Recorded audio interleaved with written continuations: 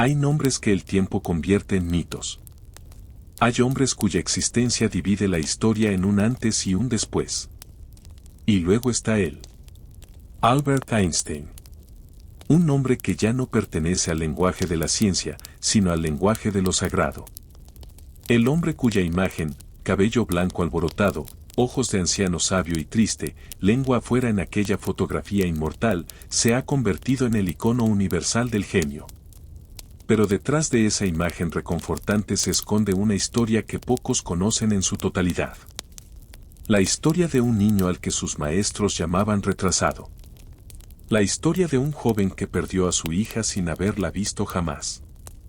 La historia de un esposo que redactó a su propia mujer el documento más frío y calculado que se haya escrito entre cuatro paredes.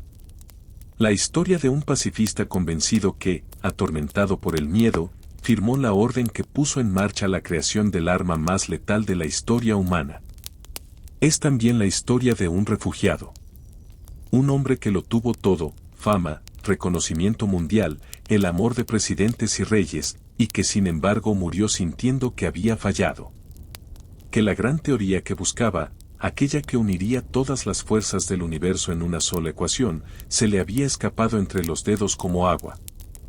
Y cuando su corazón se detuvo, en la madrugada del 18 de abril de 1955, en una habitación de hospital de Princeton, el mundo creyó que simplemente había regresado a la naturaleza que tanto amaba. Nadie sabía que pocas horas después, un médico de guardia de nombre Thomas Harvey abriría su cráneo y robaría el órgano más famoso del siglo XX. Esta es esa historia.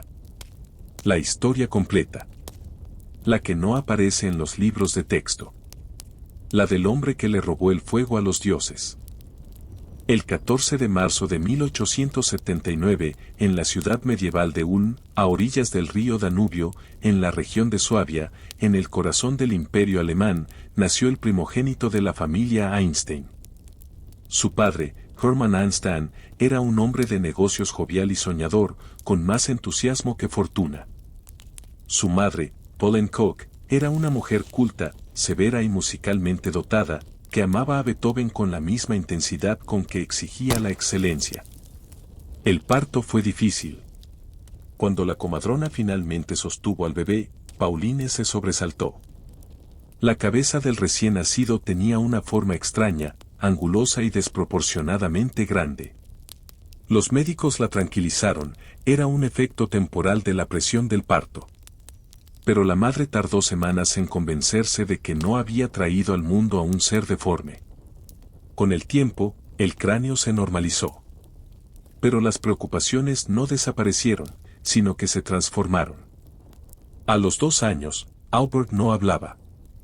A los 2 años y medio, seguía en silencio. La abuela materna, al visitarlos, susurró lo que todos pensaban: Biel Sudik. Demasiado torpe. Demasiado lento. En la familia comenzó a circular el temor de que el niño padeciera algún tipo de retraso mental. Cuando finalmente comenzó a articular palabras, lo hacía de una forma que desconcertaba a los adultos. Antes de pronunciar cualquier frase en voz alta, la repetía para sí mismo en un susurro, como si estuviera probando su consistencia, verificando que fuera correcta. Solo cuando estaba satisfecho con ella, la pronunciaba en voz alta. Este hábito, que sus padres encontraban inquietante, no era un síntoma de disfunción. Era el primer indicio de algo extraordinario, una mente que procesaba el mundo de una manera radicalmente diferente. Einstein pensaba en imágenes, no en palabras. Mientras la mayoría de las personas construye el pensamiento con lenguaje verbal, con cadenas de palabras que se articulan en frases internas, Einstein construía sus pensamientos con visualizaciones espaciales, con sensaciones físicas, con experimentos imaginarios en los que él mismo era el observador y el instrumento. Esta forma de cognición, poco común e incomprendida, fue durante décadas su maldición social. Y durante décadas fue también su mayor don. Era un niño solitario. Evitaba los juegos ruidosos con otros niños.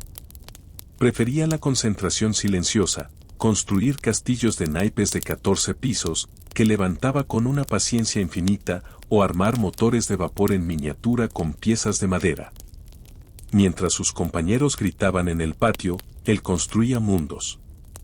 Mientras ellos corrían, él observaba. La revelación llegó a los 5 años, durante una enfermedad que lo obligó a guardar cama. Su padre, Germán, para entretenerlo, le trajo una brújula de bolsillo. Era un regalo común, el tipo de objeto que cualquier niño habría examinado unos minutos y luego dejado en un cajón. Pero Albert no la dejó. La tomó entre sus pequeñas manos y empezó a girarla, a inclinarla, a moverla en todas las direcciones. Y ocurrió algo que lo perturbó profundamente. La aguja siempre volvía al norte. No importaba cómo girara la brújula. No importaba la dirección en que la inclinara. La aguja, desafiando aparentemente toda lógica, se orientaba siempre hacia el mismo punto del horizonte. El pequeño Albert comprendió algo que ningún adulto le había enseñado: el espacio vacío no estaba vacío.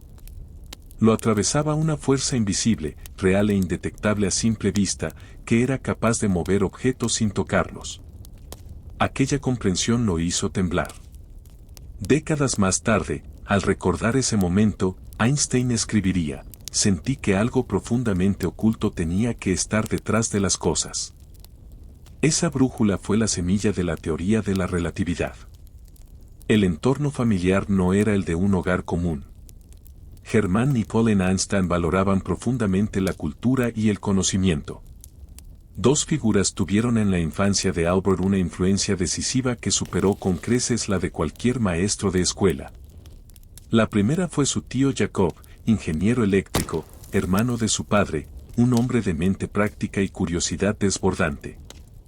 Jacob introdujo a Albert en el álgebra de una forma que ningún libro de texto habría podido replicar. Le presentó la incógnita X no como un símbolo abstracto sino como un animal misterioso al que había que atrapar mediante el razonamiento. Cuando no sabemos de qué número se trata, le explicaba el tío, le llamamos X y lo cazamos. Para un niño que pensaba en imágenes, esa metáfora fue una llave maestra. La segunda figura fue Max Talmud, un estudiante de medicina judío de Varsovia que, en virtud de la tradición caritativa de las familias judías alemanas, comía en casa de los Einstein todos los jueves durante varios años. Talmud tenía 20 años cuando Albert tenía 10, y entre ellos surgió una amistad intelectual improbable. Fue Talmud quien le regaló a Albert, cuando éste tenía 12 años, un libro de geometría euclidiana que el niño bautizó como su libro sagrado. La lógica inmaculada de Euclides, esa cadena de razonamientos en la que de axiomas simples e indiscutibles se deducen verdades complejas e inapelables, hipnotizó a Einstein. En un solo verano dominó por su cuenta todo el programa de matemáticas del bachillerato. Luego devoró libros de física, de filosofía natural, de cálculo diferencial. Talmud le llevó la crítica de la razón pura de Kant. Albert la leyó con 12 años. Su mundo escolar era otra historia. En 1885 ingresó en una escuela primaria católica y luego en el Gymnasium Luitpold de Múnich. El sistema educativo del Imperio Alemán de finales del siglo XIX era, en esencia, una fábrica de obediencia. Los maestros enseñaban a través de la repetición y la disciplina. Las preguntas se desaconsejaban. La memorización era el único mérito. Los alumnos debían ponerse de pie para responder y usar tratamientos formales. Para Albert, aquello era una prisión. Odiaba marchar en formación. Odiaba las órdenes. Odiaba la sumisión obligatoria que el sistema imponía. Y el sistema, indiferente a su talento, le devolvía su hostilidad. Un maestro le dijo un día, con furia apenas contenida: de usted, Einstein, nunca saldrá nada bueno. Su sola presencia destruye el respeto de la clase. La paradoja era cruel. El niño que sería considerado el mayor genio del siglo XX era visto por sus maestros como un problema. En 1894, los negocios de Hermann Einstein quebraron por segunda vez. La pequeña empresa electrotécnica que había montado junto con su hermano Jacob en Múnich no pudo sobrevivir a la competencia de las grandes compañías como Siemens. La familia tomó una decisión drástica: mudarse a Italia, a Milán, donde creían poder encontrar nuevas oportunidades comerciales. Pero dejaron a Albert solo en Múnich, en una pensión, para que terminara el Gymnasium. Fue la gota que colmó el vaso. Tenía 15 años, vivía entre extraños, odiaba la escuela, odiaba el ambiente militarista alemán y, para colmo, le habían arrebatado lo único que hacía soportable su vida, su familia, su hogar. La depresión se asentó sobre él como una niebla. Entonces tomó una decisión que resumía perfectamente quién era ya en aquel momento: no escapó en silencio. Actuó con método. Visitó al médico de la familia, le explicó sus síntomas nerviosos, que no eran del todo fingidos, y obtuvo un certificado médico que declaraba que su estado de salud requería descanso inmediato. Con ese documento en mano, se presentó en el Gymnasium, entregó el papel y abandonó la escuela sin mirar atrás. Tomó un tren y cruzó los Alpes hacia Italia. Cuando llegó a Milán y llamó a la puerta de sus padres, la reacción fue de consternación. No tenía diploma. No tenía profesión. Tenía 15 años y un futuro aparentemente arruinado. Pero fue en Italia, durante aquel año de libertad, donde su mente encontró el espacio que el Gymnasium le había negado. Visitaba museos, paseaba por los campos, leía sin obligación. Y fue allí, en la pequeña ciudad suiza de Aarau, donde la familia acordó que continuaría sus estudios para obtener el certificado que necesitaba para ingresar en la universidad, donde Einstein se formuló por primera vez la pregunta que cambiaría la historia. Fue un experimento mental, el primero de una larga serie que definiría su método de trabajo. Einstein imaginó que montaba a horcajadas sobre un rayo de luz y viajaba con él. ¿Qué vería desde esa perspectiva? Según la física newtoniana y las ecuaciones de Maxwell, si alguien viajara a la velocidad de la luz junto a una onda luminosa, debería ver esa onda congelada en el espacio, estática, como una fotografía. Pero Einstein sabía instintivamente que eso era imposible. Una onda de luz detenida no era una onda de luz, era una contradicción. La luz, por su propia naturaleza, no podía estar quieta. Esta paradoja, la imposibilidad de alcanzar la luz y ver su quietud, no lo abandonó durante 10 años. Siguió ahí, en el fondo de su mente, mientras cursaba la escuela cantonal de Aarau, donde por fin encontró un ambiente educativo que fomentaba el pensamiento libre. Siguió ahí mientras estudiaba en el Politécnico Federal de Zúrich, el ETH. Y siguió ahí mientras trabajaba como empleado en la Oficina Federal de Patentes de Berna. Era una espina clavada en la conciencia de un hombre que no podía dejar de tirar del hilo hasta encontrar el final. La escuela de Aarau fue un regalo. La pedagogía seguía los principios del pedagogo Heinrich Pestalozzi: comprender antes que memorizar, razonar antes que repetir. Por primera vez en su vida escolar, Albert se sintió visto. Allí también consolidó su amor por la música. Tocaba el violín desde los 6 años, su madre, que era pianista, lo había insistido en ello, y en Aarau descubrió la profundidad de Mozart. La música de Mozart, decía, tenía una pureza matemática, una lógica interna que lo emocionaba de la misma manera que una demostración geométrica elegante. El violín fue su compañero de toda la vida. En los momentos de mayor bloqueo intelectual, cuando las ecuaciones se negaban a revelar su forma correcta, Einstein tomaba el violín y tocaba. No buscaba inspiración en la música. Buscaba calma. El orden melódico lo devolvía a un estado de serenidad desde el cual la mente podía volver a trabajar con claridad. Cuando pienso en física, admitió en una entrevista, a menudo pienso en música. En 1896, con 17 años, superó los exámenes y fue admitido en el Politécnico de Zúrich. El mito dice que suspendió matemáticas. Es una mentira que se ha repetido durante décadas como señal de esperanza para los estudiantes con dificultades. La realidad es que Einstein obtuvo las notas más altas del examen en matemáticas y física. Suspendió francés, botánica y zoología. Materias que jamás había estudiado porque nadie se las había enseñado. Fue en el Politécnico donde conoció a la mujer que definiría la primera mitad de su vida. Mileva Maric tenía 4 años más que Albert, cojeaba de una pierna a causa de una luxación de cadera de nacimiento, y era la única mujer en el curso de física del Politécnico de Zúrich. Había llegado desde Serbia con una determinación de hierro y una inteligencia excepcional. En un mundo académico que apenas toleraba la presencia femenina, ella había llegado más lejos que ninguna. Y fue la única persona en el Politécnico que entendía a Einstein. Las cartas que se intercambiaron durante el noviazgo son documentos extraordinarios.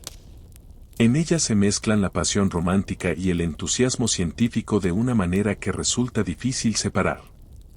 Einstein le escribía sobre sus teorías, le pedía que revisara sus cálculos, la llamaba Dolly y mi pequeña bruja y firmaba con la calidez de un hombre completamente enamorado. Ella le respondía con precisión matemática y con una ternura discreta, propia de alguien que había aprendido a no mostrar demasiado. Hay un debate historiográfico que aún no tiene respuesta definitiva. ¿Cuál fue la contribución real de Mileva Maric a las ideas que Einstein publicaría en 1905? Algunos biógrafos, basándose en las cartas de la época y en testimonios de amigos comunes, sostienen que fue una colaboradora genuina que revisaba los cálculos, discutía las hipótesis y aportaba rigor matemático a las intuiciones de su pareja. Otros sostienen que su papel fue el de una caja de resonancia inteligente, pero no el de una coautora. Lo cierto es que, cuando los artículos se publicaron, solo aparecía el nombre de Einstein. Y con el tiempo, Mileva desapareció de la narrativa como si nunca hubiera existido. Pero antes de eso, ocurrió algo que los herederos de Einstein ocultaron durante décadas. En 1902, antes de casarse oficialmente, Mileva y Albert tuvieron una hija. La niña nació en Serbia, en casa de los padres de Mileva, mientras Albert permanecía en Berna intentando conseguir el puesto en la oficina de patentes. La llamaron Liesel. Las cartas de Einstein sobre Liesel, recuperadas y publicadas en la década de 1980, son documentos que duelen leerlos. Al principio, preguntaba por ella con aparente afecto, ¿está bien? ¿Llora mucho? ¿De quién tiene los ojos? Pero pronto el nombre de Liesel dejó de aparecer. Las cartas continuaron. Los meses pasaron. Y Liesel simplemente desapareció de la correspondencia como si nunca hubiera existido. Lo que ocurrió con ella sigue siendo uno de los mayores misterios de la biografía de Einstein. Las hipótesis más documentadas apuntan a 2 posibilidades: que fue dada en adopción a una familia serbia, probablemente a una amiga de confianza de los padres de Mileva, o que murió de escarlatina en los primeros meses de vida. En cualquiera de los 2 casos, Einstein nunca la vio. Nunca viajó a Serbia a conocer a su hija. Nunca exigió información clara sobre su destino. La borró, con la misma eficiencia clínica con que borraría más tarde las ecuaciones equivocadas de sus cuadernos. Cuando Einstein finalmente se casó con Mileva en 1903, la unión fue inicialmente más feliz de lo que cabría esperar dado ese comienzo. Tuvieron 2 hijos más, Hans Albert en 1904 y Edward en 1910. Pero la dinámica del matrimonio fue deteriorándose en paralelo con el ascenso intelectual de Einstein. A medida que la fama crecía, Mileva quedaba más relegada. El papel de colega intelectual fue siendo sustituido por el papel de ama de casa. Einstein amaba el universo. Las personas concretas le costaban más. En junio de 1902, Albert Einstein, de 23 años, comenzó a trabajar como experto técnico de tercera clase en la Oficina Federal de Patentes Suiza en Berna. El salario era modesto, 3.500 francos anuales. El despacho, estrecho. La silla, incómoda. La jornada, larga. Para la mayoría de los físicos con ambición, ese trabajo habría sido una tumba. Para Einstein, resultó ser el monasterio perfecto. El trabajo consistía en leer solicitudes de patentes y decidir si las invenciones descritas eran técnicamente viables y suficientemente originales para ser protegidas. Nuevos tipos de interruptores eléctricos, mecanismos de relojería, aparatos de transmisión de señales. Nada que pudiera competir intelectualmente con los problemas de la física. Pero el jefe de la oficina, Friedrich Haller, le había enseñado a Einstein un principio de trabajo que resultó ser de una utilidad extraordinaria. Cuando recibas una solicitud, asume que lo que está escrito es incorrecto. Tu trabajo es encontrar el error. Este escepticismo sistemático, este hábito de mirar cualquier afirmación como sospechosa hasta que se demuestre lo contrario, se convirtió en uno de los instrumentos más poderosos del arsenal intelectual de Einstein. Lo aplicaría décadas más tarde a las bases mismas de la física. Y además, tenía tiempo. Einstein era extraordinariamente rápido. Terminaba su cuota de solicitudes en 2 o 3 horas. El resto de la jornada era suyo. Cuando escuchaba los pasos del jefe acercándose, metía a toda prisa sus cuadernos en el cajón y fingía revisar formularios. En esos cuadernos escondidos, en esa oficina con olor a tinta y papel viejo, se estaba construyendo silenciosamente el siglo XX. En Berna, Einstein también encontró algo que había buscado siempre sin saberlo, una comunidad intelectual de iguales. Con 2 amigos, Maurice Soloway, un joven filósofo rumano, y Konrad Habeck, matemático suizo, formó lo que irónicamente llamaron la Academia Olimpia. 3 hombres jóvenes y pobres que se reunían por las noches en habitaciones pequeñas, comían salchichas con mostaza por falta de dinero y leían en voz alta a Hume, a Spinoza, a Mach, a Poincaré. Las noches de la Academia Olimpia fueron la Universidad Real de Einstein. Allí aprendió a defender sus ideas frente a interlocutores exigentes. Allí aprendió a distinguir entre una intuición brillante y una demostración rigurosa. Allí pulió el estilo de pensamiento que lo definiría, partir de principios simples, casi evidentes, y seguir sus consecuencias con rigor implacable, sin importar a dónde llevaran, aunque el destino pareciera absurdo. Spinoza fue una influencia filosófica determinante. Einstein no era creyente en el sentido tradicional, rechazaba la idea de un Dios personal que intervenía en los asuntos humanos, pero sí creía profundamente en un orden subyacente del universo. Creo en el Dios de Spinoza, diría en una carta célebre, que se revela en la armonía de todo lo que existe. La física era, para Einstein, una forma de teología racional, el intento de leer la mente de ese Dios impersonal que había escrito el universo en lenguaje matemático. Y en la primavera de 1905, ese lenguaje empezó a revelársele con una claridad vertiginosa. El año 1905 no tiene precedentes en la historia de la ciencia. En ningún otro momento, ni antes ni después, un solo ser humano produjo en tan poco tiempo un conjunto de ideas que transformaron tan radicalmente la comprensión del universo. Einstein tenía 26 años. No tenía cátedra ni laboratorio ni asistentes. No tenía acceso a los últimos experimentos ni estaba en contacto regular con los grandes físicos de la época. Era un empleado de oficina que publicaba en su tiempo libre. Y en el transcurso de 12 meses envió 4 artículos a la revista Annalen der Physik que merecieron, cada uno de ellos por separado, el premio Nobel. El primero llegó en marzo. La naturaleza de la luz era uno de los grandes problemas irresueltos de la física a comienzos del siglo XX. Desde los experimentos de Thomas Young con interferencias en 1801, la comunidad científica había aceptado que la luz era una onda. Las ecuaciones de Maxwell, publicadas en 1865, lo confirmaban con una elegancia matemática impecable. La luz era una oscilación electromagnética, una onda continua que se propagaba por el espacio. Pero había un problema. Un pequeño escándalo experimental que nadie conseguía explicar satisfactoriamente, el efecto fotoeléctrico. Cuando la luz iluminaba ciertos metales, estos emitían electrones. Hasta ahí, nada misterioso. Pero los detalles no cuadraban con la teoría ondulatoria. La energía de los electrones emitidos dependía del color de la luz, no de su intensidad. La luz azul, aunque fuera tenue, arrancaba electrones energéticos. La luz roja, aunque fuera brillante, no arrancaba ninguno. Esto era inexplicable si la luz era una onda continua.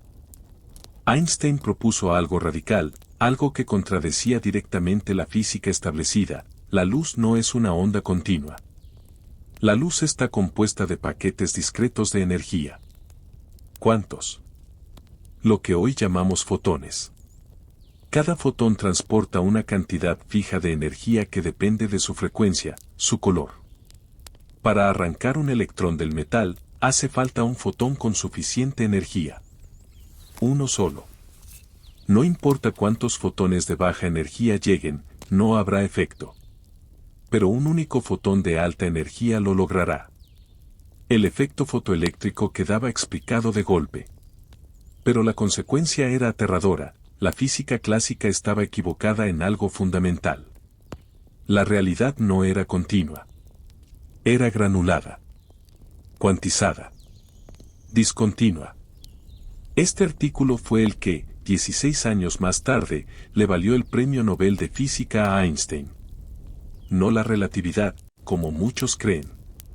La cuantización de la luz. El segundo artículo, en mayo, demostró la existencia real de los átomos. En 1905, el debate sobre si los átomos eran entidades físicas reales o simplemente constructos matemáticos convenientes no estaba en absoluto cerrado. Grandes figuras de la física, como Ernst Mach, sostenían que los átomos eran una ficción útil pero no una realidad demostrable.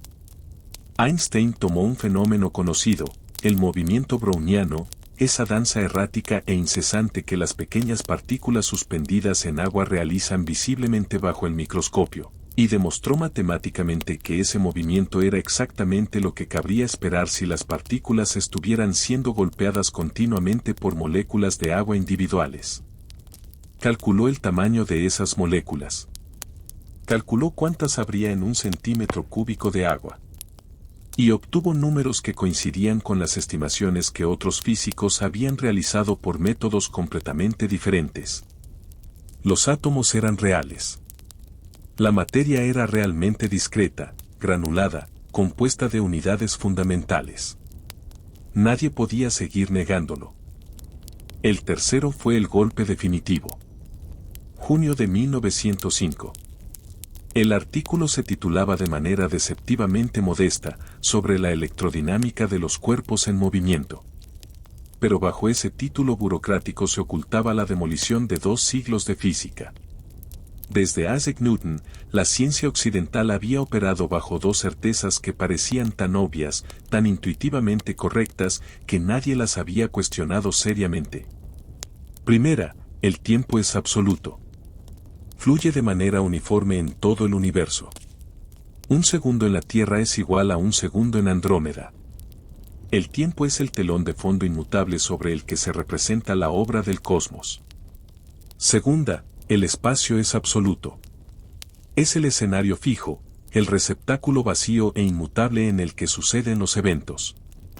Einstein destruyó las 2 certezas con una lógica que partía de una premisa aparentemente inocente: la velocidad de la luz en el vacío es la misma para todos los observadores, independientemente del movimiento de la fuente o del observador. Esta premisa no era nueva. Maxwell ya la había establecido en sus ecuaciones. Pero nadie había asumido sus consecuencias con la valentía de seguirlas hasta el final. Si la velocidad de la luz es siempre la misma, si 2 observadores en movimiento relativo entre sí miden exactamente la misma velocidad para un rayo de luz, entonces el tiempo y el espacio no pueden ser absolutos. Deben ser relativos. Deben cambiar. Las consecuencias son vertiginosas. El tiempo se dilata, un reloj en movimiento marcha más lento que uno en reposo. A velocidades próximas a la luz, el tiempo casi se detiene. Si pudieras viajar exactamente a la velocidad de la luz, el tiempo se detendría por completo para ti. El espacio se contrae, un objeto en movimiento se acorta en la dirección del movimiento. La simultaneidad desaparece, dos eventos que un observador ve simultáneos, otro observador en movimiento relativo puede verlos suceder en momentos distintos. Era una locura. Era contraintuitivo de la manera más profunda. Y era matemáticamente impecable. El cuarto artículo, en septiembre, fue un breve complemento de apenas 3 páginas. Pero esas 3 páginas contenían la ecuación más famosa de la historia. E igual a mc superíndice 2. Energía igual a masa multiplicada por el cuadrado de la velocidad de la luz. Lo que esto significaba era simple y brutal: masa y energía son la misma cosa. Son dos formas diferentes de la misma entidad. La materia es energía congelada, comprimida, atrapada en una forma sólida. Y dado que la velocidad de la luz, 300.000 kilómetros por segundo, elevada al cuadrado es un número astronómico, incluso en una pequeña cantidad de materia se oculta una cantidad de energía casi inimaginable. En 1905, esa ecuación era pura teoría. Una hermosa abstracción matemática. Nadie imaginaba que 40 años más tarde, en el desierto de Nuevo México, los físicos del proyecto Manhattan utilizarían ese principio para construir un artefacto que en un instante liberaría la energía equivalente a miles de toneladas de explosivo convencional y convertiría una ciudad en cenizas. Einstein no podía saberlo. No quería saberlo. Estaba pensando en la armonía del universo. La reacción del mundo científico fue el silencio. Los artículos se publicaron. Los físicos los leyeron. Y no pasó nada. Las ideas eran demasiado radicales, demasiado alejadas de todo lo que se sabía, para ser asimiladas de inmediato. Einstein esperaba cartas, críticas, debates. Solo recibió silencio. La única excepción fue Max Planck, el gran físico berlinés que había formulado su propia teoría cuántica en 1900. Al leer el artículo sobre la relatividad, le dijo a un asistente: si este hombre tiene razón, es el nuevo Copérnico. Y Planck sí tenía los medios y la autoridad para asegurarse de que los trabajos de Einstein llegaran a los lectores adecuados. Pero tardó años. Einstein siguió yendo a la oficina de patentes. Siguió escondiendo sus cuadernos en el cajón cuando se acercaba el jefe. Siguió viviendo en el pequeño apartamento de Berna con Mileva y el pequeño Hans Albert. Y siguió pensando. Porque la relatividad especial era solo el primer paso. El problema que lo obsesionaba ahora era mucho mayor. ¿Cómo incorporar la gravedad a la teoría? 8 años. Einstein tardó 8 años en pasar del pensamiento más feliz de su vida, ese momento de iluminación en la oficina de patentes en 1907, a las ecuaciones de campo que publicó en noviembre de 1915. 8 años de un combate intelectual que lo llevó al límite de sus fuerzas físicas y mentales. El punto de partida fue un experimento mental extraordinariamente simple. Einstein imaginó a un hombre cayendo libremente desde el tejado de una casa. En el momento de la caída libre, ese hombre no siente su propio peso. Si suelta un objeto de sus manos, el objeto cae junto a él como si estuviera en gravedad cero. El hombre en caída libre se encuentra en un estado de ingravidez perfecta. Y entonces Einstein comprendió algo que nadie había comprendido en los 2 siglos transcurridos desde Newton. Si un observador en caída libre no puede distinguir su estado del de alguien que flotara en el espacio exterior, lejos de cualquier campo gravitacional, entonces la gravedad y la aceleración son físicamente equivalentes. Son la misma cosa vista desde perspectivas diferentes. Este es el principio de equivalencia, la piedra angular de la relatividad general. Y su consecuencia inmediata, si se sigue el razonamiento con la misma implacabilidad con que Einstein siempre seguía sus intuiciones, es que la gravedad no puede ser una fuerza en el sentido newtoniano. No es algo que actúa a distancia sobre los cuerpos. Es una propiedad de la geometría del espacio-tiempo mismo. Para expresar matemáticamente esta idea, Einstein necesitaba herramientas que no existían en su caja. O más exactamente, que existían en la caja de los matemáticos pero que los físicos nunca habían necesitado. Necesitaba la geometría diferencial de superficies curvas, un campo desarrollado en el siglo XIX por Bernard Riemann. Aquí Einstein cometió uno de los mayores errores estratégicos de su carrera. En lugar de aprender seriamente la geometría riemanniana desde el principio, intentó durante años construir su teoría usando las herramientas matemáticas que ya conocía. Llenó cuadernos enteros, los famosos cuadernos de Zúrich, recuperados y analizados minuciosamente por historiadores de la ciencia en el siglo XX, de tentativas fallidas, callejones sin salida y aproximaciones incorrectas. En 1912, desesperado, escribió a su amigo Marcel Grossman, el matemático que en su día lo había recomendado para el puesto de la oficina de patentes. Grossman, debes ayudarme o me volveré loco. Grossman le enseñó el tensor métrico, el cálculo tensorial, la geometría riemanniana. Einstein empezó a aprender. Y empezó a cometer nuevos errores, esta vez más sofisticados. Durante este periodo, la vida de Einstein se estaba desmoronando al mismo ritmo que su física avanzaba. En 1914 se mudó a Berlín, la capital científica mundial, aceptando una posición de lujo en el Instituto Kaiser Wilhelm. Pero Mileva se negó a instalarse definitivamente en Berlín. Sentía la hostilidad del ambiente alemán. Sentía que la ciudad la aplastaba. Regresó a Zúrich con los niños. El matrimonio, herido desde hacía años, quedó en suspenso. Einstein se quedó solo en un apartamento vacío. Y en soledad, con la Primera Guerra Mundial rugiendo a su alrededor, alimentándose de conservas y huevos cocidos en la tetera porque cocinar le parecía una pérdida de tiempo, con la salud derrumbándose, una úlcera de estómago, dolores de hígado, un adelgazamiento alarmante que lo dejó en 50 kilos, produjo las ecuaciones de campo de la relatividad general. La carrera final fue entre él y David Hilbert, el matemático alemán más grande de la época. Hilbert había asistido a un ciclo de conferencias de Einstein en Göttingen en junio de 1915 y había comprendido la estructura del problema. Era perfectamente capaz de encontrar las ecuaciones matemáticamente correctas antes que el físico que había tenido la idea. Einstein estaba aterrorizado. Trabajó como un poseso durante los meses siguientes. El 25 de noviembre de 1915, presentó ante la Academia Prusiana de Ciencias las ecuaciones de campo de la gravitación.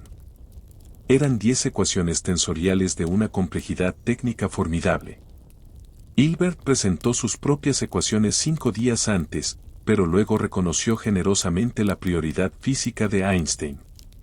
Las ecuaciones decían esto: la presencia de materia y energía curva la geometría del espacio-tiempo a su alrededor.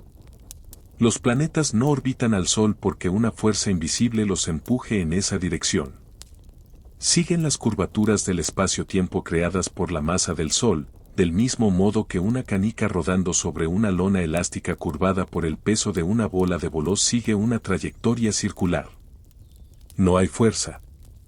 Solo geometría. Y el tiempo también se curva. Cerca de una masa grande, el tiempo fluye más lento. Cerca de un agujero negro, el tiempo casi se detiene. En el interior de un agujero negro, el tiempo deja de tener sentido. Estas predicciones eran tan extrañas que ni los propios partidarios de Einstein las tomaban del todo en serio. Para convencer al mundo, hacía falta una prueba experimental. Y Einstein la tenía. Si la gravedad curva el espacio-tiempo, entonces también curva la trayectoria de la luz. Un rayo de luz que pase cerca del Sol debería desviarse de su trayectoria recta. La desviación sería pequeña, pero medible. El problema era que para medir la posición de las estrellas cuando su luz pasaba cerca del Sol había que esperar a un eclipse total, el único momento en que las estrellas son visibles cerca del disco solar. Y durante la guerra, las expediciones científicas eran imposibles. Einstein esperó 4 años. El 29 de mayo de 1919 fue uno de los días más importantes de la historia de la ciencia. Y transcurrió con lluvia, nubes y la desesperación silenciosa de un astrónomo en una isla perdida frente a la costa de África. Arthur Stanley Arrington era el mayor astrónomo inglés de su generación. Era también cuáquero y pacifista, y en los años de la guerra se había negado al servicio militar en un acto de conciencia que le había costado enfrentamientos serios con las autoridades británicas. En 1919, con la guerra terminada, Eddington tenía la oportunidad de hacer algo que él consideraba un acto de nobleza científica, verificar la teoría de un físico alemán, el antiguo enemigo, y demostrar que la ciencia no tenía fronteras nacionales. La expedición Eddington se dividió en dos grupos. Uno viajó a Sobral, en Brasil. El otro, liderado por el propio Eddington, llegó a la isla de Príncipe, en el Golfo de Guinea. Durante semanas habían preparado el equipo fotográfico, habían calibrado los instrumentos, habían trazado los planos de observación. Todo dependía de que el cielo estuviera despejado en el momento exacto del eclipse. El día del eclipse amaneció cubierto. Llovía. Eddington miraba el cielo con una mezcla de angustia y resignación estoica. Si las nubes no se abrían, años de preparación y semanas de viaje habrían sido en vano. Y entonces, minutos antes del contacto, el cielo se abrió. Las fotografías se tomaron durante los escasos minutos de oscuridad total.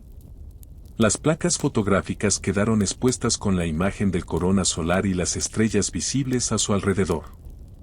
Luego comenzaron los meses de análisis minucioso. Medir con precisión la posición de cada estrella en las fotografías del eclipse y compararla con la posición que esas mismas estrellas mostraban en fotografías tomadas meses antes, cuando estaban en otra zona del cielo y no pasaba cerca de ellas la luz solar.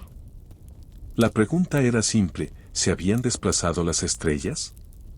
¿Aparecían en las fotografías del eclipse en una posición ligeramente diferente a la que cabría esperar si la luz hubiera viajado en línea recta? El 6 de noviembre de 1919, en la sala de la Royal Society de Londres, bajo el retrato de Isaac Newton que presidía el salón como un árbitro severo, el presidente de la sociedad anunció los resultados. La sala estaba en silencio. Había físicos, matemáticos, periodistas. La predicción de Einstein se confirmaba. La luz se había desviado exactamente la cantidad que predecían sus ecuaciones. El espacio se curvaba. Newton tenía razón durante 300 años, pero Einstein lo superaba. Al día siguiente, el Times de Londres publicó en primera plana: Revolución en la ciencia. Nueva teoría del universo. Las ideas de Newton, desbancadas. En pocas horas, el nombre de Albert Einstein pasó de ser conocido solo en círculos científicos a ser reconocido en cada mesa de desayuno del mundo occidental. Einstein despertó siendo famoso de la noche a la mañana de una manera que no tenía precedente en la historia de la ciencia. Los físicos eran figuras respetadas pero austeras, invisibles para el gran público. Einstein se convirtió de golpe en algo diferente, en una celebridad. En un símbolo. El mundo, agotado por 4 años de guerra industrial que había matado a 20 millones de personas, necesitaba desesperadamente creer en algo elevado, en algo que trascendiera las trincheras y los gases tóxicos. Y Einstein, con su ecuación incomprensible pero maravillosa y su aspecto de sabio bondadoso, encarnaba perfectamente esa necesidad. Corría el chiste de que solo 12 personas en el mundo entendían la relatividad. Esto era probablemente cierto. Pero no importaba. La gente no necesitaba entenderla. Necesitaba creer en ella. Necesitaba un nuevo horizonte. Einstein se convirtió en ese horizonte. Y la fama que se abatió sobre él fue brutal. Entre 1919 y 1933, Albert Einstein vivió una existencia que ningún científico antes o después de él ha experimentado con esa intensidad. Era la persona más reconocida del planeta. Más que cualquier político. Más que cualquier artista. Cuando visitó los Estados Unidos en 1921, las multitudes en Nueva York desbordaron las calles con una histeria que los periódicos compararon con la de los grandes desfiles militares. Cuando llegó a Japón en 1922, el público lo siguió hasta su hotel cantando y vitoreando. En 1922 le fue concedido el Premio Nobel de Física, retrasado un año por las controversias que rodeaban la relatividad. Lo recibió con la indiferencia característica de alguien que sabía perfectamente que merecía haberlo ganado mucho antes.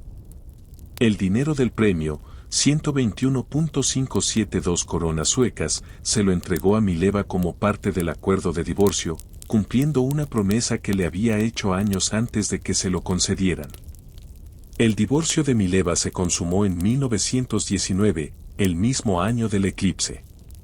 Había sido precedido por años de separación de hecho y negociaciones acerbas. Las condiciones del acuerdo, frías y calculadas, reflejaban la misma frialdad que el memorándum de 1914 había revelado al mundo íntimo de Einstein. Ese memorándum merece ser examinado con detenimiento porque dice más sobre el carácter de su autor que cualquier ecuación. Fue redactado en Berlín, en 1914, como una propuesta para mantener la apariencia externa del matrimonio sin ninguna de sus realidades internas. Einstein exigía que su ropa estuviera en orden y que se le sirvieran 3 comidas al día. Que Mileva renunciara a toda relación personal con él excepto la estrictamente necesaria por apariencia social. Que no esperara afecto de su parte ni se lo reprochara. Que abandonara de inmediato su dormitorio o despacho cuando él lo solicitara. Era el reglamento de una sociedad anónima, no la carta de un esposo a su mujer. Mileva lo leyó y se fue a Zúrich llorando. La segunda esposa de Einstein fue Ausa Lowenthal, su prima segunda. Era una mujer afectuosa, doméstica, sin intereses científicos, que adoraba a Einstein y lo cuidaba como a un niño grande y despistado. Era todo lo contrario de Mileva. Einstein la eligió precisamente por eso. Con Elsa no tenía que esforzarse, no tenía que debatir ni justificarse. Ella ordenaba su vida, ahuyentaba a los periodistas, empacaba sus maletas para los viajes y le preparaba la ropa. Era perfecta para la función que él necesitaba. No le fue fiel. Tuvo numerosas aventuras durante sus años con Elsa, con secretarias, con mujeres de la alta sociedad berlinesa, con admiradoras que lo seguían en sus torneos mundiales. Se sospecha que al menos una de las relaciones fue con una agente de los servicios de inteligencia soviéticos. Elsa lo sabía. Sufría en silencio. Einstein, con la ecuanimidad imperturbable del hombre que ha decidido que las reglas ordinarias no se aplican a su caso, no mostraba remordimiento. Sentía que los lazos convencionales de la monogamia eran una convención social diseñada para gentes de inteligencia y sensibilidad medianas. La relación con sus hijos fue igualmente compleja. Hans Albert se convirtió en ingeniero hidráulico y encontró eventualmente una forma de convivir con la admiración ambivalente que sentía por su padre. Eduardo, el hijo menor, fue la herida abierta que nunca se cerró. Edward Einstein era músico, poeta y filósofo aficionado. Idolatraba a Freud. Quería ser psiquiatra. A los 20 años comenzó a desarrollar los síntomas de lo que entonces se diagnosticaba como esquizofrenia. Los episodios psicóticos alternaban con periodos de lucidez en que era capaz de una conversación brillante. Einstein visitó a su hijo en la clínica psiquiátrica Burgosli de Zúrich con una mezcla de dolor y perplejidad que no sabía cómo expresar. Sus cartas a Edward de ese periodo son de las pocas en las que la armadura del genio se agrieta y deja ver a un padre desesperado y culpable.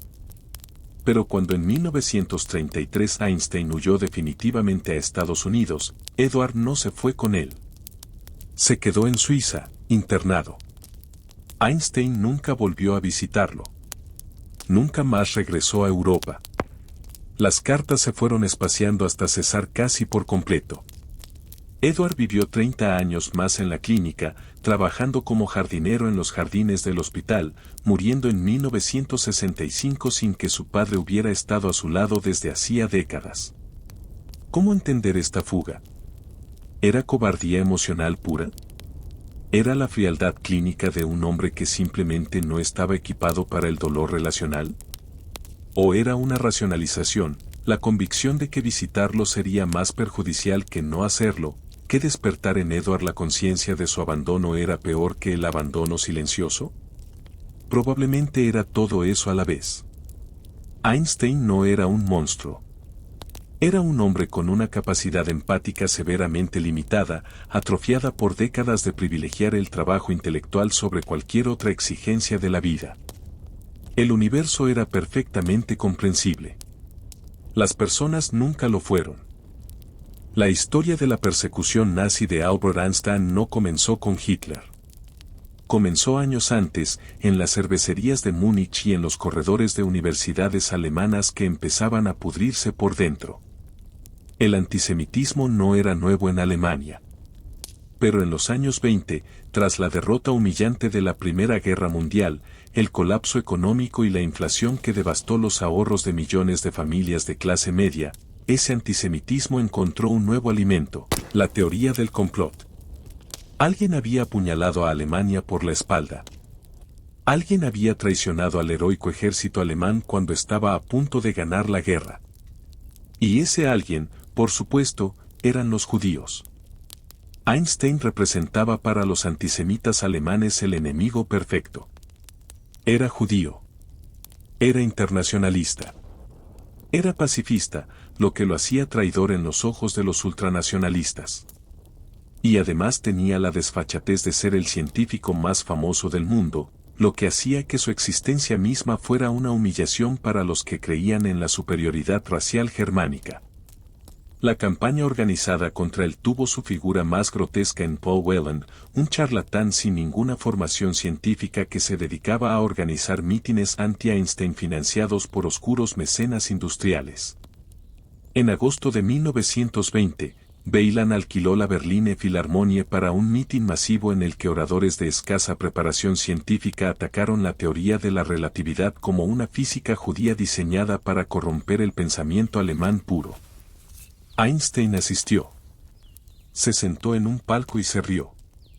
Aplaudió irónicamente. Luego publicó una respuesta en el Berliner Tageblatt que fue aplaudida por los científicos serios pero que demostró que, por un momento, los ataques le habían tocado la fibra sensible. Describió a Whelan con términos que sus amigos le aconsejaron que moderara. Pero la cosa más siniestra no eran los mítines de Whelan. Eran los físicos. 2 premios Nobel, Philipp Lanner y Johannes Stark, se convirtieron en los arquitectos ideológicos de la Deutsche Physik, la física alemana. Proclamaron que existía una distinción fundamental entre la física aria, experimental, concreta, anclada en la realidad, y la física judía, abstracta, matemática, especulativa, destinada al engaño. La relatividad era declarada el ejemplo paradigmático de esta segunda categoría. Lenard era un experimentalista genuinamente brillante. Su descubrimiento experimental del efecto fotoeléctrico, el mismo que Einstein explicó teóricamente en 1905, le había valido el Nobel en 1905. Pero su antisemitismo era de la variedad fanática que no admite corrección por la evidencia. Llamaba a Einstein espíritu extranjero y envenenador de la ciencia alemana. En 1931 apareció el libro 100 autores contra Einstein. Era una antología de textos de médicos, filósofos, ingenieros y físicos menores que intentaban refutar la relatividad con argumentos que mezclaban la ignorancia técnica con el racismo explícito. Cuando le preguntaron a Einstein por este libro, respondió con la demoledora calma de quien sabe que tiene razón, ¿para qué 100? Si yo estuviera equivocado, bastaría con 1. Pero el humor no bastaba como defensa. El 30 de enero de 1933, Adolf Hitler fue nombrado canciller de Alemania. En ese momento, Einstein estaba en California, en el California Institute of Technology, donde daba conferencias. Al enterarse de la noticia, comprendió de inmediato que no había vuelta atrás. No regresaré a un país en el que no existe la libertad política y donde se persigue a las personas por sus ideas y su origen, declaró públicamente. La reacción fue fulminante. Las SA, las tropas de asalto paramilitares del partido, irrumpieron en la casa de verano de Einstein en Kaput, cerca de Berlín, con el pretexto de buscar armas. Solo encontraron un cuchillo de pan. Pero confiscaron la propiedad. La Gestapo embargó su apartamento en Berlín y todas sus cuentas bancarias. Sus manuscritos, sus libros, los muebles que había comprado con los años, todo quedó en manos del régimen. El 10 de mayo de 1933, en las plazas de Berlín, Múnich, Hamburgo y otras ciudades alemanas, ardieron las hogueras. Estudiantes universitarios, los mismos que décadas después ocuparían cátedras y consultorios, quemaban libros de autores no alemanes. Entre las obras arrojadas al fuego estaban las de Marx, Freud, Remarque y las de Einstein. Poco después apareció en Alemania un panfleto de los servicios de seguridad con fotografías de enemigos de la nación. En la primera página, el retrato de Albert Einstein. Debajo, en tipografía austera, las palabras, aún no ha sido colgado. Por su cabeza se ofrecía una recompensa de 50.000 marcos. Era una suma que un trabajador alemán medio habría tardado décadas en ganar.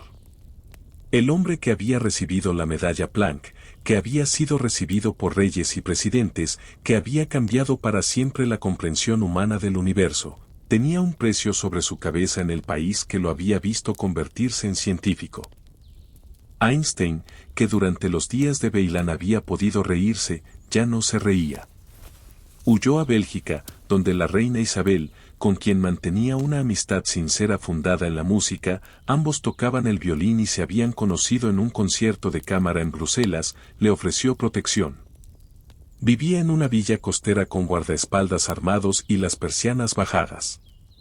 Recibía cartas de colegas que se habían quedado en Alemania y le describían la destrucción sistemática de la ciencia alemana, los profesores judíos expulsados de las universidades, los laboratorios desmantelados, la emigración masiva de los mejores talentos del país. En esas semanas de exilio belga, Einstein tomó una decisión simbólica y definitiva. Fue al consulado alemán en Bruselas y entregó su pasaporte. Por segunda vez en su vida renunciaba a la ciudadanía alemana. La primera vez, en su adolescencia, había sido un acto de rebeldía juvenil. Esta vez era un acto de ruptura sin retorno. En octubre de 1933 embarcó hacia América. Su destino era Princeton, Nueva Jersey, donde el recién fundado Instituto de Estudios Avanzados le ofrecía un puesto vitalicio, un salario de $15,000 anuales, una cifra extraordinaria para la época, y, sobre todo, libertad total para trabajar en lo que quisiera sin obligación de enseñar. Europa había terminado para Einstein. América sería su último hogar. Y el escenario de sus últimas y más atormentadoras decisiones. La llegada de Einstein a Estados Unidos fue organizada como una operación de seguridad. El Instituto de Estudios Avanzados y la policía de Nueva Jersey temían atentados de simpatizantes nazis. El barco fue abordado discretamente antes de atracar y Einstein fue sacado por una lancha auxiliar para evitar a las multitudes de periodistas que esperaban en el muelle. Lo llevaron a Princeton, una pequeña ciudad universitaria de edificios de ladrillo rojo y árboles antiquísimos que le recordó vagamente a las ciudades universitarias inglesas que había visitado. Encontró la tranquilidad que necesitaba. Compró una modesta casa de madera en el 112 de Mercer Street. Era pequeña, funcional, sin pretensiones. Einstein la amó inmediatamente. Estableció una rutina que mantendría durante más de 20 años, levantarse tarde, desayunar en silencio, caminar a pie hasta el instituto, trabajar en su despacho, volver caminando, cenar, tocar el violín. No usaba calcetines, los consideraba una complicación innecesaria, ni se afeitaba con la regularidad que sus contemporáneos esperaban. Llevaba suéteres viejos y cómodos. Rechazaba los actos sociales cuando podía evitarlos. Pero Princeton no era solo el refugio tranquilo que la leyenda describe. Era también el escenario de un tormento intelectual que duró hasta el último día de su vida. Einstein estaba buscando la teoría del campo unificado. Quería encontrar una sola ecuación que describiese simultáneamente la gravedad y el electromagnetismo, las dos grandes fuerzas que gobiernan el mundo macroscópico. Quería, según su propia formulación, conocer los pensamientos de Dios. Todo lo demás eran detalles. El problema era que la física había avanzado en una dirección que Einstein no podía aceptar. La mecánica cuántica, desarrollada en los años 20 por Heisenberg, Bohr, Dirac y otros, había producido una descripción del mundo subatómico que funcionaba con una precisión sin precedentes. Pero esa descripción tenía una característica que perturbaba profundamente a Einstein, era probabilística.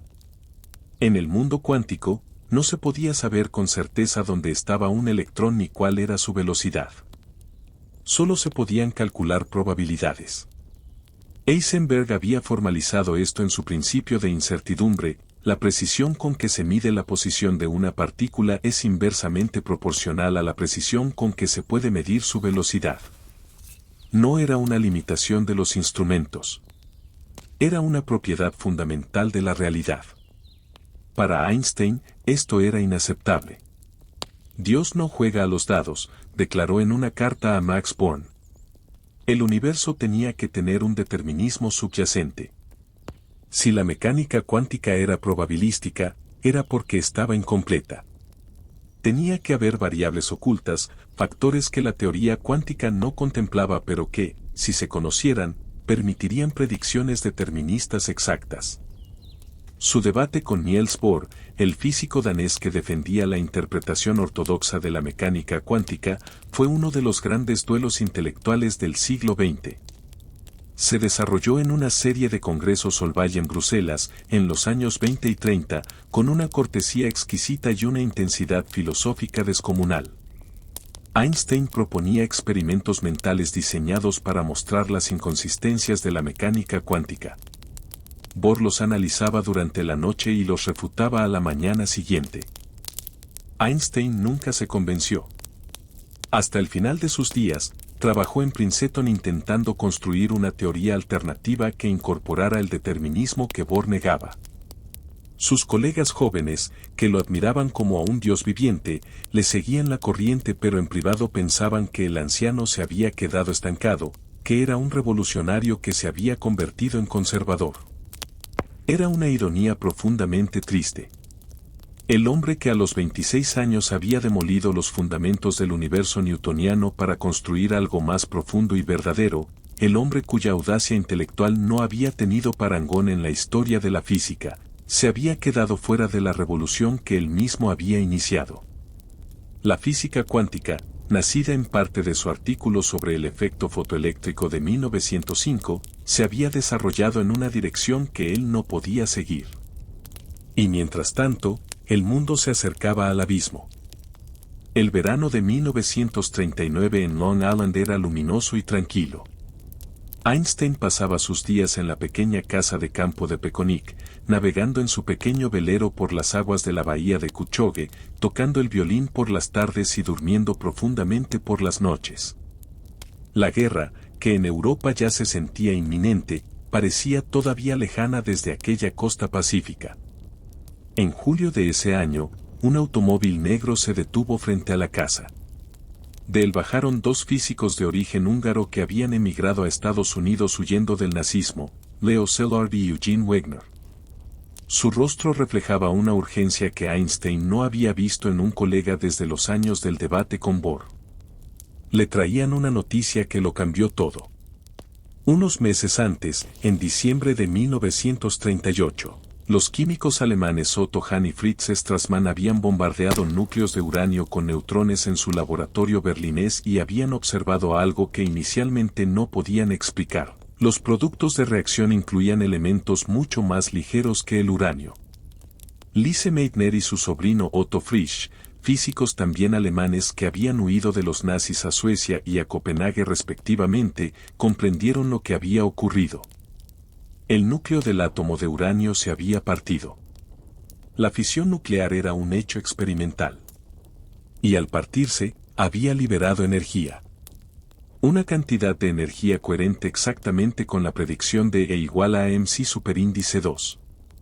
La pequeñísima diferencia de masa entre el núcleo original y los fragmentos resultantes se había transformado, según aquella fórmula que Einstein había deducido como un ejercicio teórico en 1905, en una cantidad de energía colosal. Pero lo que hizo que Szilard viajara a Long Island con urgencia no era la belleza física del descubrimiento. Era su implicación militar.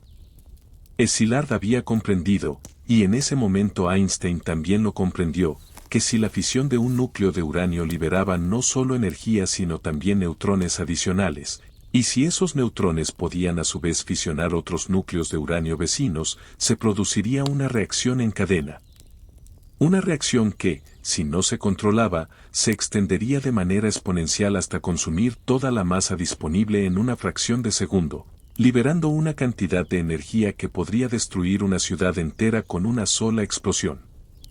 Y lo más aterrador, Alemania había ocupado Checoslovaquia y había detenido inmediatamente todas las exportaciones de uranio desde las minas de Joachimsthal, las mayores de Europa. Solo había una razón posible para ese movimiento: los nazis estaban trabajando en una bomba.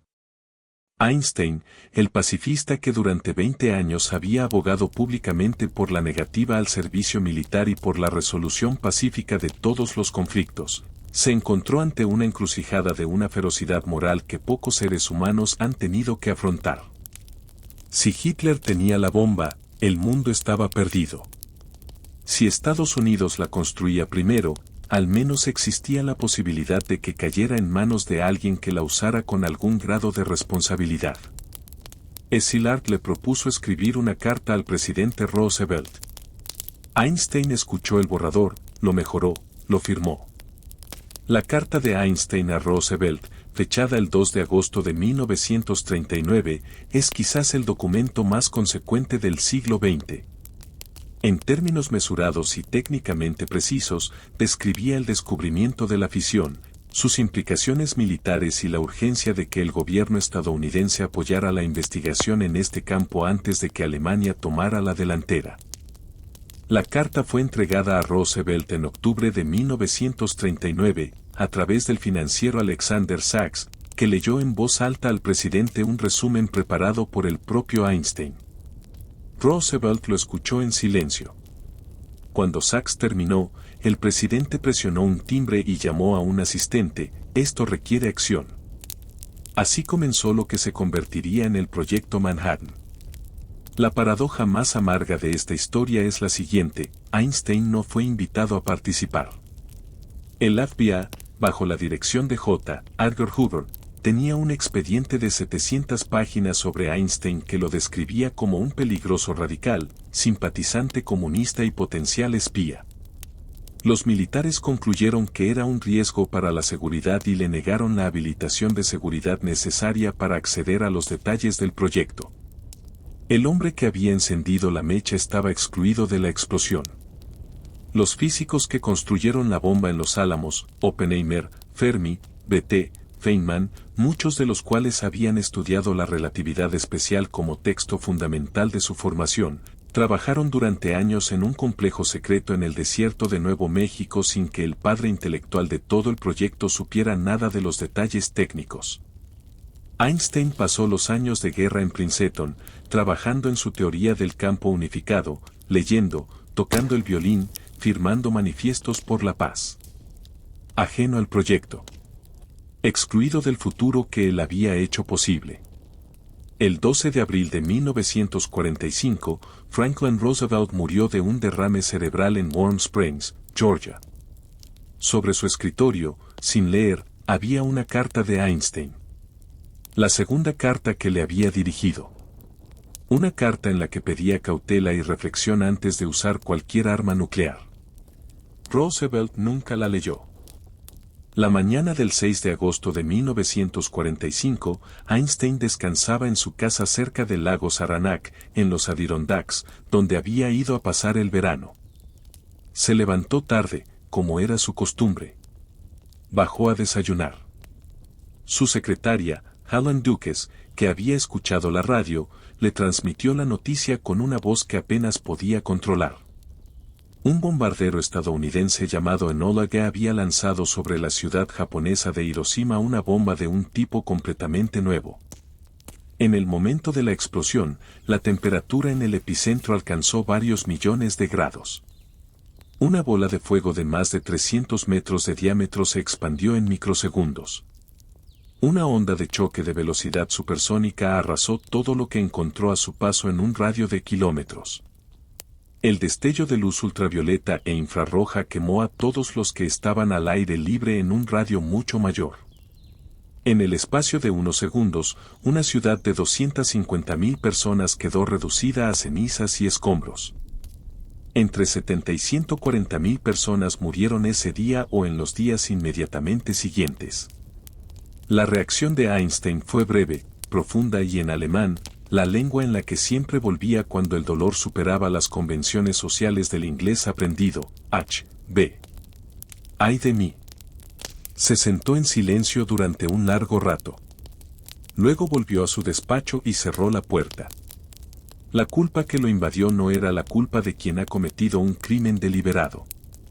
Era la culpa más compleja y más corrosiva de quien ha abierto sin querer una puerta que no debería haberse abierto. Su fórmula, esa hermosa, simétrica, inevitable fórmula, había sido la llave. Su carta a Roosevelt había sido el catalizador. Y aunque no había diseñado la bomba ni había participado en construirla ni había decidido usarla, sentía que todo aquello había sido posible por él.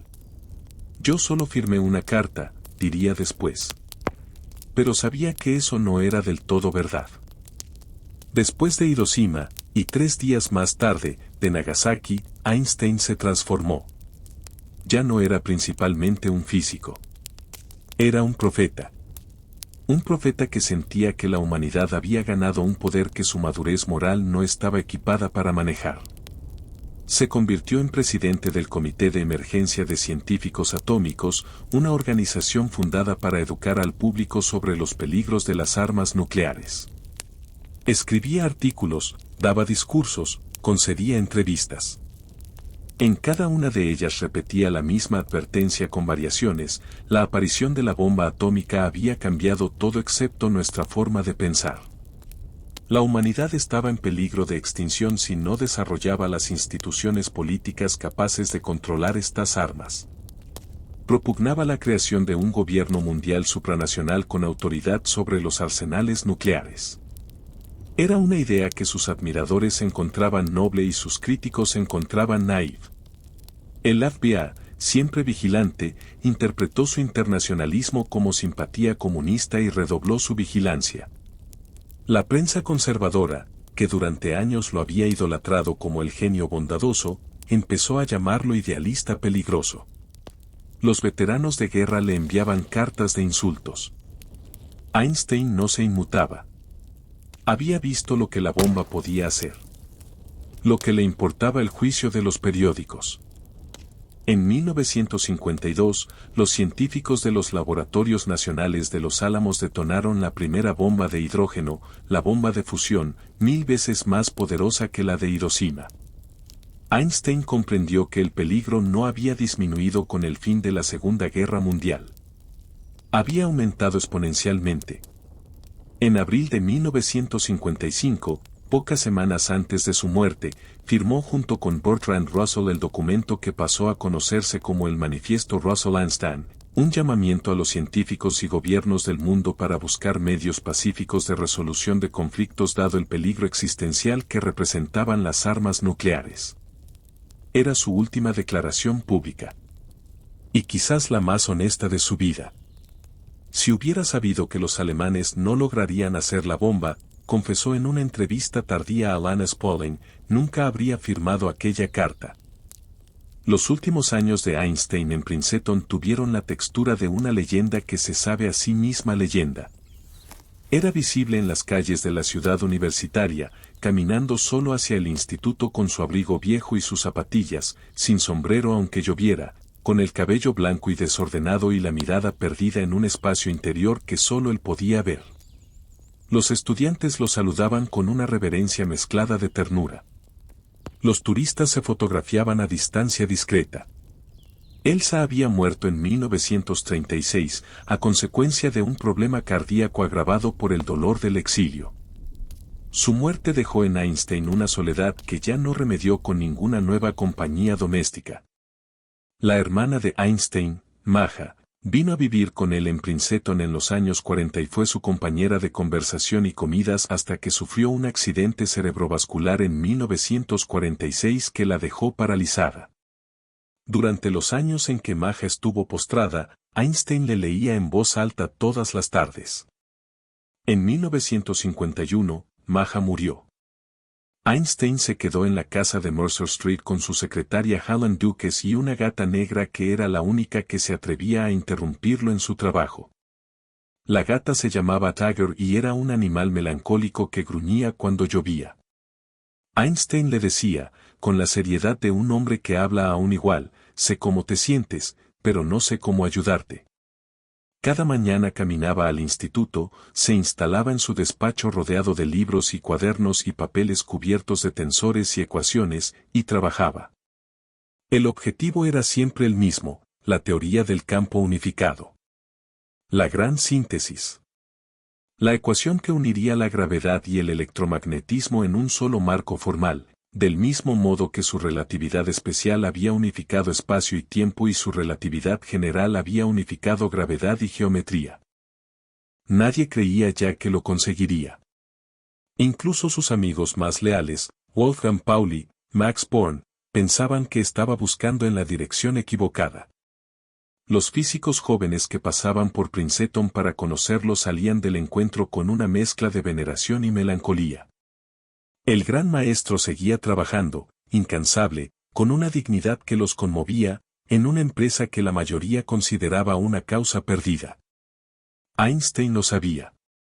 Puede que esté equivocado, admitía. Puede que la ruta que estoy siguiendo no lleve a ningún lado.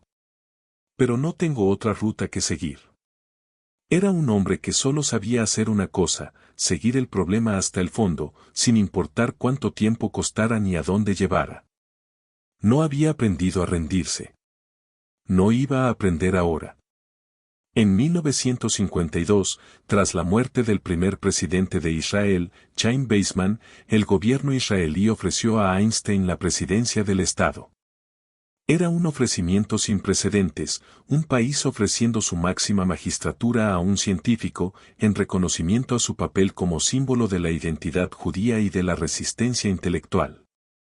Einstein declinó con afecto y tristeza. Sé algo sobre la naturaleza, dijo. Pero de las personas no sé casi nada. Era la frase más honesta que había pronunciado en décadas. El 13 de abril de 1955, Einstein sintió un dolor agudo en el pecho.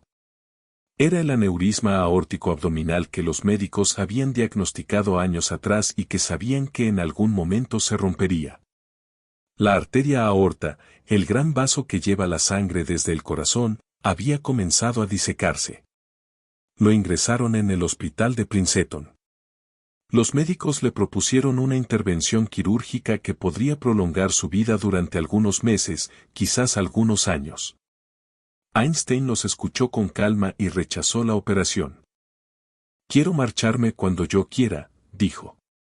Prolongar la vida artificialmente es de mal gusto. He hecho mi parte. Es hora de irse. Y lo haré con elegancia. Pidió que le trajeran papel y lápiz. Incluso postrado, con la aorta deshilachándose, siguió trabajando. Sus últimas notas, conservadas en el archivo de Einstein en Jerusalén, son hileras de símbolos matemáticos que se interrumpen a media frase. La última ecuación inconclusa de la historia. En la madrugada del 18 de abril de 1955, a la 1:15, Albert Einstein pronunció algunas palabras en alemán. La enfermera de guardia no entendía alemán. Las últimas palabras del mayor científico del siglo XX se perdieron para siempre en el silencio de una habitación de hospital en Nueva Jersey. Un instante después, murió. Tenía 76 años. Einstein había dejado instrucciones precisas sobre lo que debía ocurrir con su cuerpo. Odiaba el culto a la personalidad con una intensidad que bordeaba la fobia. Sabía que el mundo tendía a construir santuarios y mitos sobre las personas, y esa tendencia le resultaba profundamente ajena al espíritu científico. Sus últimas voluntades eran inequívocas: cremación el mismo día de la muerte, sin ceremonia de ningún tipo, sin ataúd expuesto, sin procesión. Las cenizas serían esparcidas en un lugar secreto para que nadie pudiera construir una tumba y convertirla en lugar de peregrinación. No quiero que mis huesos se conviertan en objeto de veneración, había dicho. La voluntad se cumplió. O casi. En la mañana del 18 de abril, pocas horas después de la muerte, el cuerpo de Einstein fue llevado a la morgue del hospital de Princeton para la autopsia de rigor. El patólogo de guardia era un hombre llamado Thomas Harvey. Tenía 42 años, era médico de familia competente pero sin credenciales ni reputación en el mundo de la neurología o de la investigación científica. Era simplemente el médico que estaba de turno. Cuando Thomas Harvey se encontró ante el cuerpo de Albert Einstein, lo invadió una tentación que, según sus propias declaraciones posteriores, no supo resistir. Abrió el cráneo, extrajo el cerebro y, en lugar de devolverlo al cuerpo como requería la ley y como mandaba explícitamente la voluntad del difunto, lo puso en un recipiente con formaldehído y se lo llevó a casa. También extrajo los ojos, que entregó al oculista personal de Einstein, el Dr. Henry Abrams. Los ojos de Einstein, los mismos que leyeron las ecuaciones del cosmos, están guardados desde entonces en una caja de seguridad en Nueva York. Cuando Hans Albert Einstein se enteró del robo, exigió la devolución inmediata del cerebro. Harvey lo convenció, con una persuasión que nunca quedó del todo explicada, de dar un consentimiento retroactivo para la conservación con fines de investigación científica. La condición era que el cerebro solo sería utilizado para estudios científicos rigurosos y que los resultados serían publicados en revistas académicas de primer nivel. Harvey prometió. Y luego no cumplió. Perdió su trabajo en el hospital de Princeton cuando la historia del robo se hizo pública. Se divorció de su mujer. Se mudó a la ciudad de Wichita, en Kansas, y después a Beston, en Missouri. El cerebro de Einstein viajó con él. Durante décadas, estuvo guardado en 2 frascos de vidrio dentro de una caja de cartón sin ninguna inscripción científica, escondida en el sótano de una casa común, entre herramientas y trastos viejos. Harvey cortó el cerebro en 240 bloques. Los envolvió en celoidina, un plástico transparente. A veces, cuando algún neurocientífico le pedía muestras para investigación, cortaba una lámina y la enviaba por correo en un sobre normal, como si fuera un formulario de oficina. No hubo grandes descubrimientos. Los estudios que Harvey encargó a lo largo de las décadas produjeron resultados modestos, publicados en revistas menores, con metodologías cuestionables. El cerebro más famoso del mundo estaba siendo malgastado en el sótano de un hombre que no tenía ni la formación ni los medios para estudiar lo que había robado. En la década de 1990, Harvey, ya anciano y arruinado, cargó los frascos en el maletero de su Buick Skylark y emprendió un viaje por carretera por toda América para devolver el cerebro a la nieta de Einstein, Evelyn. Cuando llegó a su destino, Evelyn se negó a aceptarlo. Los restos del cerebro de Einstein terminaron eventualmente en el Museo Mutter de Filadelfia, donde una pequeña muestra puede verse hoy en día en portaobjetos de vidrio. Es una de las exposiciones más visitadas del museo. Solo a finales del siglo XX y principios del XXI, con el acceso a técnicas de imagen cerebral más sofisticadas, los neurocientíficos pudieron hacer algunas observaciones sobre las características del cerebro de Einstein. El órgano pesaba 1.230 gramos, ligeramente por debajo de la media. Pero el lóbulo parietal inferior, la región asociada con el pensamiento matemático espacial y la visualización tridimensional, era aproximadamente un 15% más ancho de lo normal. Además, faltaba un surco, el surco de Silvio, que normalmente divide esa región en 2 partes separadas. Su ausencia permitía que las neuronas en esa zona se comunicaran entre sí con mayor eficiencia. Había también una densidad inusualmente alta de células gliales, las células de soporte que nutren y protegen a las neuronas. ¿Explica todo esto su genialidad? La neurociencia responde con cautela, probablemente no. Millones de personas tienen variaciones anatómicas similares y no se convierten en Einstein. La diferencia entre la anatomía y el pensamiento es abismal.